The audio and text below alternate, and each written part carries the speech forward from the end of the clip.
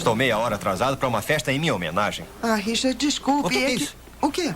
Eu acho que tem uma coisa viva na sua blusa. Ah, meu Deus. Você está sem sutiã, é? Estão balançando? Balançando? Você está falando sério? Eles estão saltando obstáculos e fazendo flexões.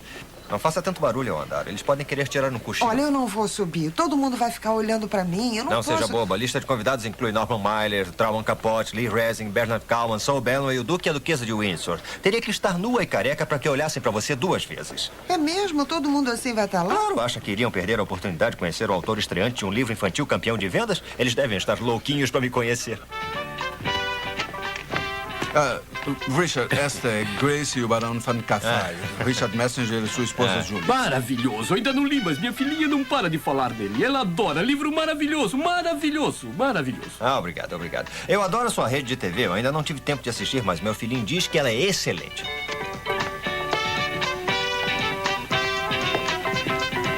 Obrigado. Richard, por favor, não bebe. Bernard, senhora Niasse e Bernard Kalman, eu quero que conheçam Richard Messenger e sua esposa Julie. Muito Oi. prazer. Eu li Weissman. Eu considero um romance muito importante. Obrigado. Eu fiquei surpreso com as vendas. Não escrevi com essa intenção. Como estava Washington, Bernardo? O Bernardo esteve em Washington com o presidente. Eu sou o presidente interino do Comitê Cultural de Artes. Eu não queria ir, Deus sabe, mas senti que era preciso. Era o momento. É dever do artista tentar influenciar o seu tempo, se puder. E, embora não concorde com a política do presidente, eu acredito que se puder entrar na Casa Branca como porta-voz dos artistas desta nação assustada e puder dizer a ele: que tal um pequeno recesso?